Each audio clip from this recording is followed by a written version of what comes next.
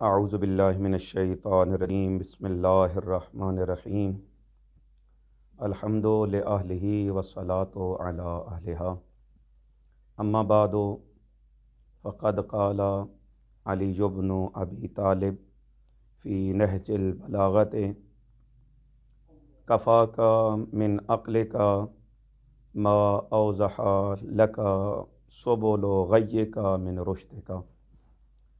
خداوند منان بحق اہل بیت علیہم الصلوۃ والسلام، معارف قرآن و اہل بیت علیہم الصلوۃ والسلام، اور بالخصوص معارف و مفاہیم نہج البلاغہ پڑھنے، سمجھنے اور اس پر عمل کرنے کی توفیق عطا فرمائے۔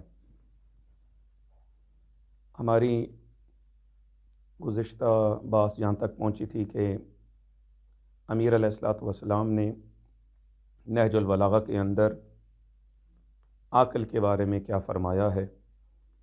جو معاشرے کا ایک سربراہ، ایک مسجد و امام برگاہ یا گھر یا ایک تنظیم یا کسی ادارے کا جو سربراہ ہے، اس سربراہ کی شرائط میں سے ایک شرط یہ ہے کہ وہ عقل مند ہو۔ خود لفظ عقل لغت میں کسی چیز کو گرہ باندھ دینے کے معنی میں ہے، اور اصطلاح میں عقل تفکر و تدبر کو، استدلال کو عقل کہا جاتا ہے۔ اصطلاح میں عقل کی دو قسمیں ہیں، ایک عقل نظری ہے اور ایک عقل عملی ہے۔ عقل نظری وجود و عدم کے بارے میں بات کرتا ہے، اور عقل نظری باید و ناباید کے بارے میں بات کرتا ہے۔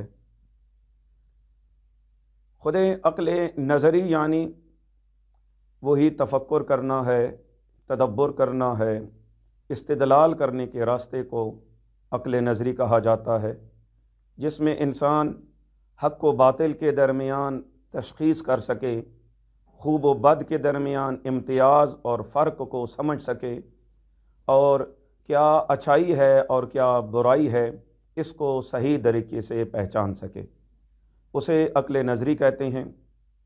اور اس اچھائی اور برائی کی پہچان کے بعد، اچھائی اور برائی کے درمیان امتیاز کے بعد کس چیز کو انجام دینا چاہیے اور کسے انجام نہیں دینا چاہیے، باید و ناباید کے بارے میں، اور انسان کے حسن و قبح کے بعد حسن و قبح عملی کے بارے میں جو بات کرتا ہے اسے عقل نظری کہتے ہیں۔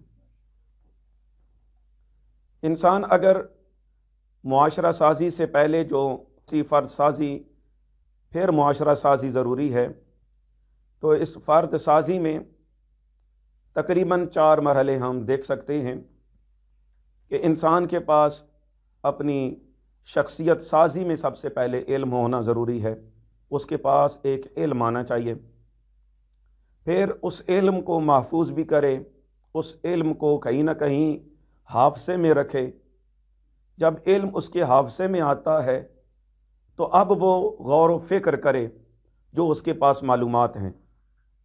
فکر کرنا اسے نہیں کہتے ہیں کہ آدمی تھکا ہوا بیٹھا ہوا ہے اور اس تمام کے تمام اس کا ذہن بند ہو چکا ہے، تھکاوٹ میں ایسے ہی گم سم بیٹھا ہوا ہے، اسے فکر کرنا نہیں کہتے، بلکہ فکر اور تدبر کرنا اسے کہتے ہیں کہ جو آپ کے پاس علم اور معلومات اکٹھی ہوئی تھیں، جن کو آپ نے اپنے وجود میں، اپنے ذہن میں جنہیں حفظ کیا تھا، ان کے درمیان جمع تفریق کرنے کو فکر کہتے ہیں۔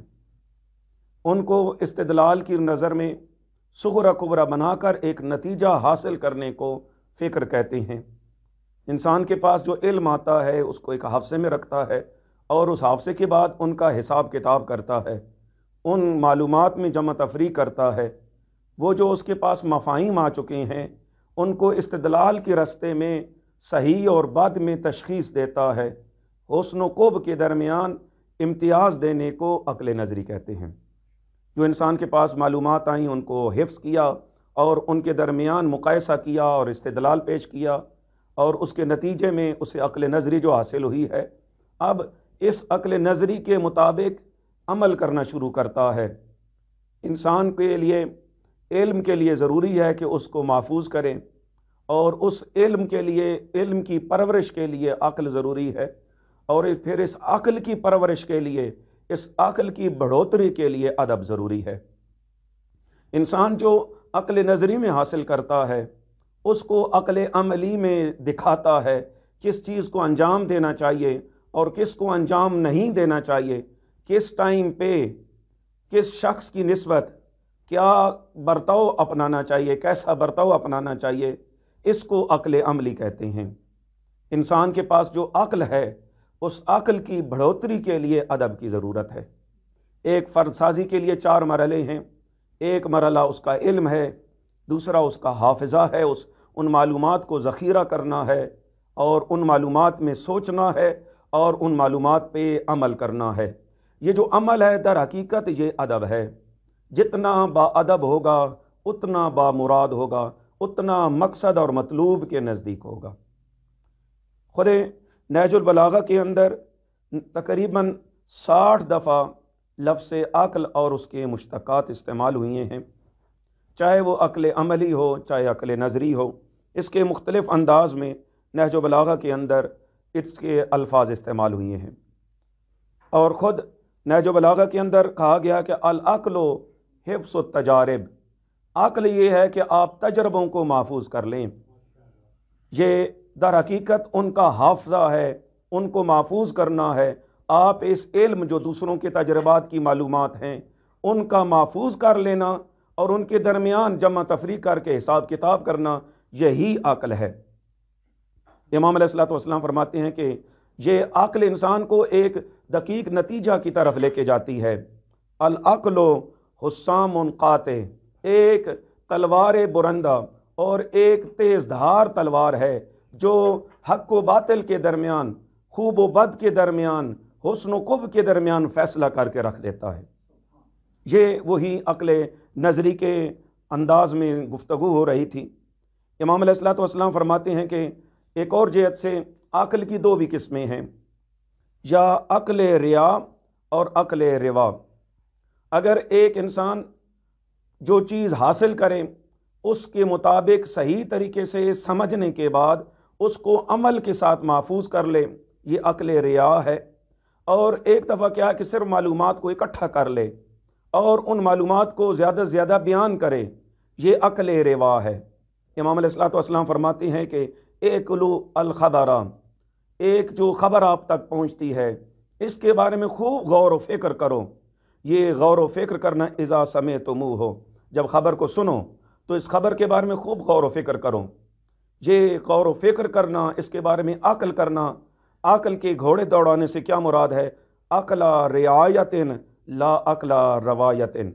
ये जो तुम एक ख़बर को सुनते हो इसके बारे में खूब गौर व फ़िक्र किया करो।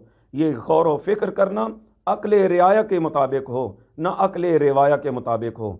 यानी उस खबर को सही तरीके पे समझ के फिर उस पर अमल कर गुजरो, इसे अक्ल रियाया कहते हैं। ना कि सिर्फ और सिर्फ इस अक्ल को, एक ख़बर को सुन लो और उसको समझ लो, ये अक्ल रिवाया काफ़ी नहीं है।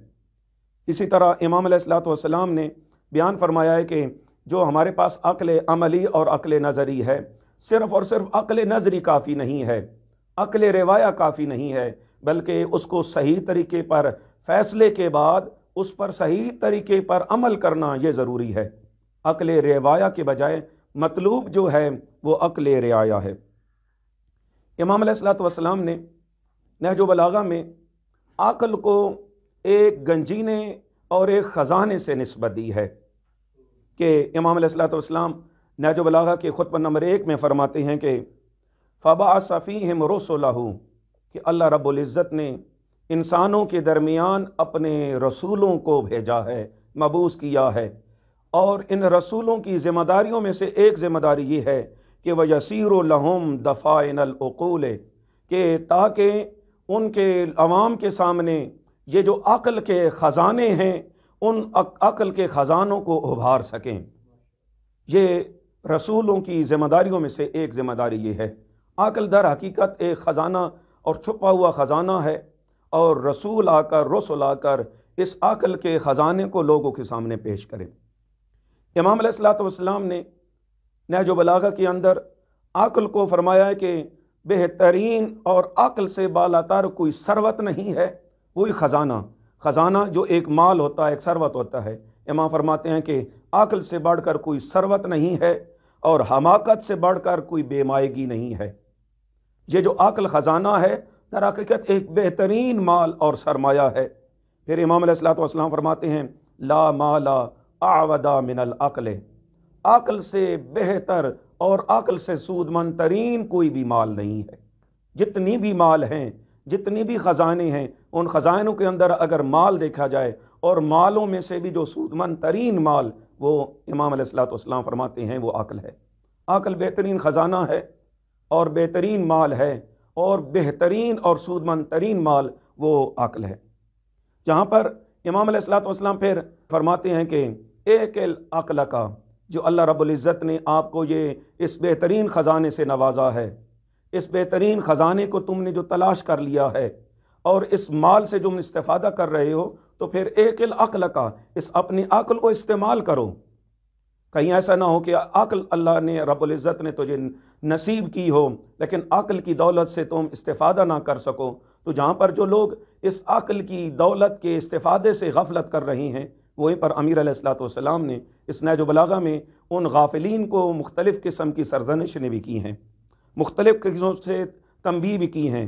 इमाम अलैहिस्सलातु वस्सलाम फरमाते हैं नऊज़ु बिल्लाहि मिन सुबातिल अक्ल, मैं अल्लाह रब्बुल इज़्ज़त से पनाह मांगता हूँ कि अक्ल की तातील से, अक्ल के काम छोड़ देने से मैं अल्लाह रब्बुल इज़्ज़त की पनाह मांगता हूँ। हम पनाह मांगते हैं अल्लाह रब्बुल इज़्ज़त की कि ये अक्ल अपना काम करना छोड़ दे।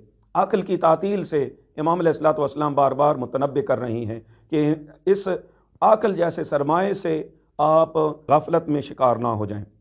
खुद इमाम अलैहिस्सलातु वस्सलाम फरमाते हैं कि कुछ लोग ऐसे हैं, या अशबहर रिजाल वलर रिजाल, ऐ मर्दों जैसे ना मर्दों के हुलूमुल अतफाले व उकूल रुब्बातिल हिजाले, जिनकी अक्लें बच्चों जितनी हैं और उनकी अक्लें हुजला नशीन ख़वातीन जितनी हैं।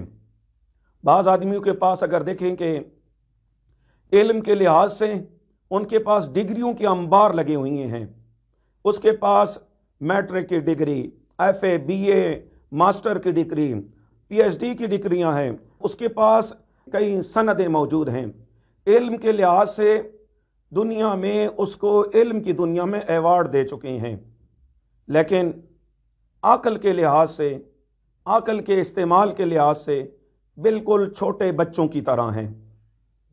मुमकिन है कि एक आदमी का अक्ल, एक आदमी का इल्म बहुत वसी हो, लेकिन समझ और अमल के लिहाज से वो छोटे बच्चों जितना हो सकता है कि एक आदमी दुनिया में, दुनिया की किताबों और दुनिया के मदरसों स्कूलों में कुछ ना पढ़ा हो, लेकिन तजर्बात की दुनिया में, समझ की दुनिया में इन दुनिया के डॉक्टरों से बेहतरीन तशखीस दे सके और बेहतरीन अक्ल रखता हो। तो ज़रूरी नहीं है कि इंसान के पास फ़कत इल्म हो, बल्कि दरख्वास्त की थी कि इल्म के बाद उसको महफूज करना, फिर उसके दरमियान अक्ल नज़री और उसके बाद अक्ल अमली ज़रूरी है। इमाम अलैहिस्सलातु वस्सलाम फरमा रहे हैं, ऐ मर्दों और मर्दों की मुशाबिह ना मर्दों, तुम्हारी अक्लें छोटे बच्चों की तरह हैं और तुम्हारे अदात व अतवार ख़वातीन की तरह जो हुजला नशीन हैं उन ख़वातीन की तरह हैं कि तुम क्यों नहीं अपनी इस अक्ल को इस्तेमाल करते, जो अल्लाह रब्बुल इज़्ज़त ने अक्ल की नेमत से जो नवाजा है, इससे भरपूर इस्तेफ़ादा करो। खुद इमाम अलैहिस्सलातु वस्सलाम जहाँ पर अक्ल के बारे में सरजनिश करते हैं, वहीं पर जो लोग अक्ल को इस्तेमाल करते हैं, अक्ल की नेमत से भरपूर मुस्तफ़ीद होते हैं, उनके बारे में उन्हें तशवीक भी करते हैं और उनको हौसला भी दिलाते हैं। इमाम फरमाते हैं रहिमल्लाहु इमरान तफक्करा फ़ताबरा व ताबरा फ़अबसरा, कि अल्लाह रब्बुल इज़्ज़त उस पर रहम करे जो फ़िक्र करता है, इबरत हासिल करता है, इबरत के बाद उसमें बसीरत आती है। अल्लाह रब्बुल इज़्ज़त उस पर रहम करे। ये वही मरहले हैं कि इंसान इल्म के बाद उसके अंदर तफक्कुर करे, उसके अंदर तदब्बुर करे, तदब्बुर के बाद उसके अंदर इबरत को, मराहिल को ढूंढे और इबरत के मराहिल के बाद बसीरत की रास्ते उस ढूंढे। इमाम अलैहिस्सलातु वस्सलाम फरमाते हैं फ़इन्नमल बसीर मन सामिआ, बसीर तो वो है کہ جو معلومات کو اکٹھا کرتا ہے، معلومات کو سنتا ہے، علم اپنے پاس لے کر آتا ہے، علم کو سنتا ہے، علم کو سمجھتا ہے، فَإِنَّمَا الْبَصِيرُ فَتَفَكَّرَ وَنَظَرَ فَأَبْصَرَ، کہ بصیر در حقیقت یہ نہیں ہے کہ فقط اور فقط اس کے پاس معلومات اکٹھی ہوں، معلومات کا انبار ہے، وہ بصیر نہیں ہے، بلکہ بصیر وہ ہے کہ جو ان معلومات میں غور و فکر کریں، اور غور و فکر کرنے کے بعد ان کے اندر بصیرت کو راستوں کو تلاش کرے۔ ہو سکتا ہے کہ ایک شخص اتنی اس کی عمر نہ ہو، اتنا اس نے کسی دنیا کے مکتب اور مدرسے میں پڑھا نہ ہو، لیکن اس کی عقل معاشرے کے تمام پڑھے لکھوں سے بہتر عقل ہو۔ امام حسین علیہ السلام نے جناب قاسم سے پوچھا، اے قاسم تو ذرا بتا اپنے معلومات اور اپنی عقل کے مطابق تیرے پاس موت کیسی ہے؟ یہ 13 سالہ جوان جناب قاسم نے بتایا کہ اے مولا، دیکھیں کس عقل کے منزل پہ فائز ہیں جناب قاسم، اعلیٰ من الاصل، موت میرے نزدیک شہد سے بھی زیادہ شیریں ہے۔ خداوند منان ہمیں عقل قاسم اور عقل اہل بیت علیہ الصلوۃ والسلام اور اس پر عمل کرنے کی توفیق عطا فرمائے۔